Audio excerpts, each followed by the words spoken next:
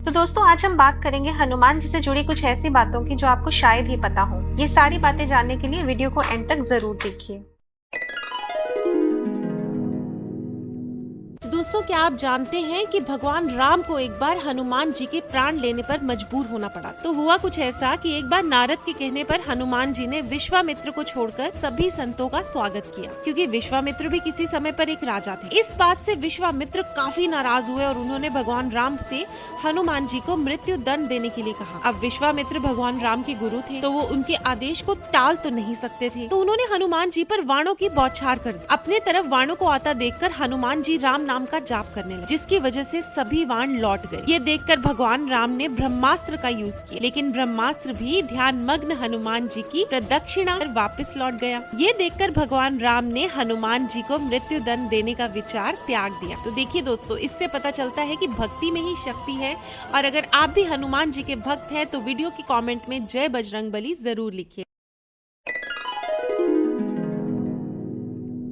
दोस्तों, आपको आज हनुमान जी के बारे में एक बहुत रोचक बात बताते हैं, पर उससे पहले हनुमान जी के भक्त हैं तो वीडियो में जय बजरंगबली जरूर लिखिएगा। तो दोस्तों, हनुमान जी ब्रह्मचारी थे, ये तो हम सब जानते हैं, पर उसके बावजूद भी उनका एक बेटा था। हैरानी की बात है ना। आइए जानते हैं इसके पीछे का रीजन। हनुमान जी के पुत्र का नाम मकर ध्वज था और उनका जन्म एक मछली के पेट से हुआ। जब हनुमान जी ने पूरी लंका को जलाने के बाद अपनी पूंछ और शरीर को ठंडा करने के लिए समुद्र में डुबकी लगाई, तो उनके शरीर से निकले पसीने को एक मछली निगल गई। बाद में उसी मछली की परत से मकर ध्वज का जन्म हुआ था।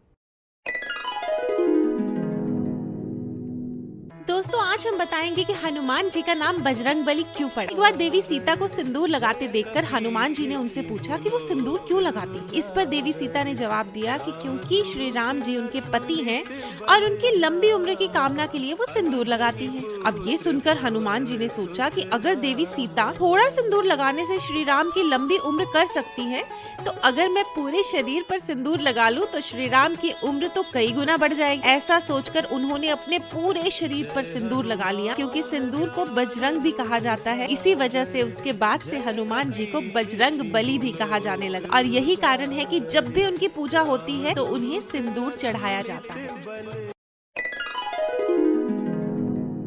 तो दोस्तों, मेरी तरह हनुमान जी के कई सच्चे भक्त हैं, पर क्या आप जानते हैं कि हनुमान का वाकई में अर्थ क्या है? हमारी संस्कृत भाषा में हनु का अर्थ है जबड़ा और मान का अर्थ है विरूपित करना, यानी कि हनुमान का अर्थ हुआ विकृत जबड़ा। क्या आपको पता है कि हनुमान जी का बचपन का नाम मारुति था? एक बार बालक मारुति ने भगवान सूर्य को फल समझकर खा लिया था, जिससे पूरे संसार में अंधेरा छा गया। अब इस घटना से गुस्सा होकर भगवान इंद्र ने बालक मारुति पर वज्र से प्रहार किए, जिससे उनका पूरा जबड़ा टूट गया और वो बेहोश हो गए। इसी घटना के बाद से बालक मारुति को हनुमान जी कहा जाता है।